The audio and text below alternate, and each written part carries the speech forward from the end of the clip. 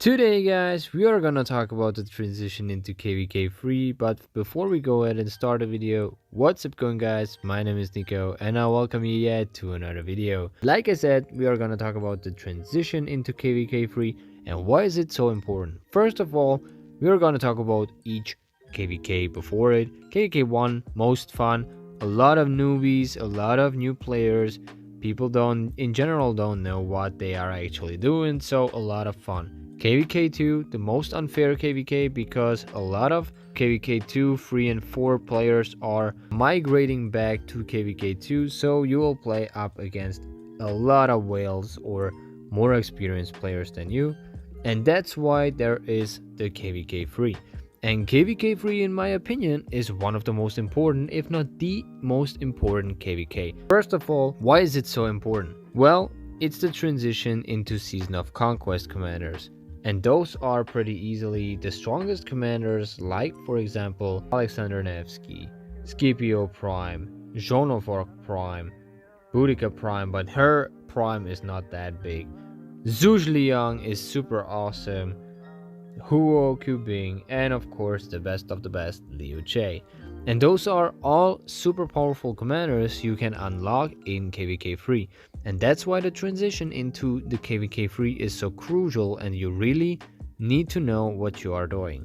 First of all, I would recommend you to have at least one decent, let's say decent equipment set. As you can see, I have a special talented Eternal Knight, and both Eternal Knight and Hope Cloak have the iconics. Then of course I have a pretty decent equipment set for my Minamoto, which will basically be my 2 marches in KVK 3, because my goal is to play Liu Che Alex as primary march and like the strongest march I will have, and then basically play Liu Che double relic with Nevsky or Joan of Arc Prime 5115, and I will push only on these 2 commanders their relic, and I will push them both to the double relic so that they are strong in the KVK 3.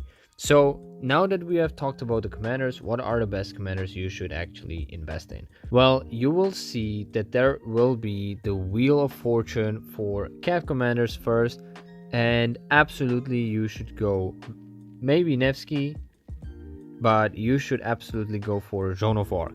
You should use 5115 or 5515 Joan of Arc Prime. You don't need her expertise, you need the first and the last skill on 5, then you have the maximum value out of her, which is absolutely super amazing. Alright, so you really need to go for Joan of Arc Prime and maybe Nevsky, but I would more tend to Huo Qubing, because in my opinion Huo is just a little stronger and he will age a little better than Nevsky, because Nevsky is one of the oldest commanders in the game.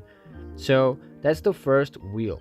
What's the next wheel? Well, we will get the infantry wheel, which is Liu Che. So you should absolutely focus on Liu Che, having him expertise or at least 5551, which should be the minimum that you should use Liu Che.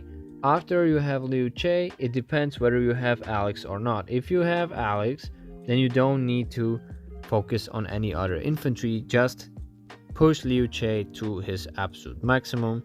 If you don't have Alex, there are options like Scipio, but Scipio 5551 again is really nice, or you can actually go for the new kid on the block, which is William Wallace, but I'm not quite sure where you should have William Wallace yet, because I'm really conflicted with William Wallace, because I don't think he's much better than Alex or any better than Alex, because Alex has a much better debuff and is immune to debuffs, so he's better than, I don't know. I think Alex is better. A lot of people will disagree with me. It's fine for me, but I'm tending with Alex. That's why I'm having Liu Che with Alex, and I'm happy with that. After that, should you actually invest into Zhuge? It is very important that you unlock at least Zhuge Liang and go for 5511.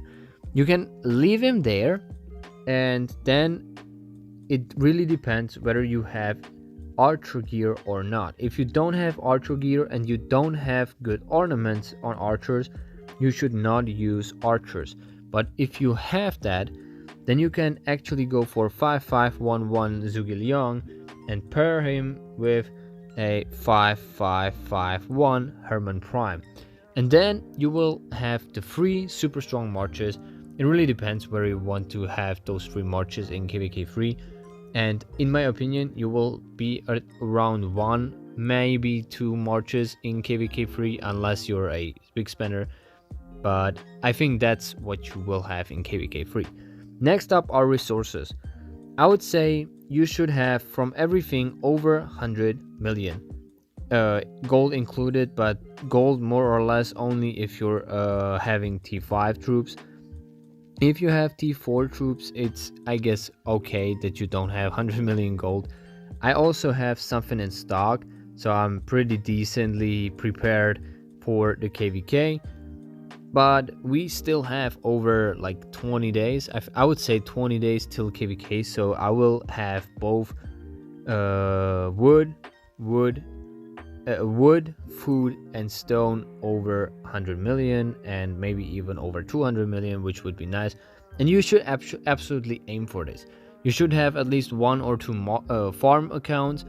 I have 2 currently, so I will absolutely have more than 200 million food and wood, and maybe even over 150 million stone, which is really nice in my opinion. And the last very important thing is gear. You really need gear, you really need ornaments, at least 2 strong ornament sets, which I have. I was pretty lucky and I have much more than that. As you can see, here are some nice stats like more skill damage, and the wheeler's troop deal extra damage to surrounded units. Then of course the ornaments on my Minamoto. Loose, I don't know, this is a pretty bad ornament, but inscription, I'm sorry, but it's fine, I guess. The wheeler's troop deal more skill damage, that's pretty decent, and of course some stats. Then of course I got also some pretty decent ornaments on the archers, not super strong because I wasn't focused on that. I got devious, so I am dealing more skill damage, which is always really nice. But my most precious and strongest ornaments I have yet, those are of course those on Charles Martel, because I got the even kneeled and it's the arc formation, and I'm saving up these ornaments for my Liu Che, because once he comes into the game I will get him absolutely as fast as possible. So yeah, I also have some ornaments on my Richard, but those are just basically only stats, so yeah. And of course some more speed on my Belisarius. I have Striker and Hardy, which was pretty lucky in my opinion. I wasn't expecting that, and that's about it. Of course my gatherers have, I think, some of those stats, but that's about it. And there you have it, the preparation for KvK 3. You need 2 or 3 strong marches, decent ornaments and equipment on them, and of course a lot of food, wood, stone, and gold. If you don't have these, you shouldn't be fighting in KvK 3, because the transition into it is really important, and you should try to aim to those 25 million kills. Not kill points, but kills. In KvK 3, you should absolutely try to aim for it. If you don't, at least try to have, I don't know, those 50 million, but 25 in KvK 3, it is crucial that you hit it, because if you don't hit it, that means you're not the best player, and you should probably migrate back to replay KvK 2 or 3 to learn how to fight in KvKs. And there you have it. If you want to add anything, add it into the comments, please. I will only respond positively if you add something, because like I said, I am not a pro player. I'm playing for fun. I'm playing a lot, and I have some experience, of course, but nobody's perfect, and I'm not perfect neither. So yeah, Feel free to subscribe to the channel, leave a like, and I will see you in the next video. Goodbye.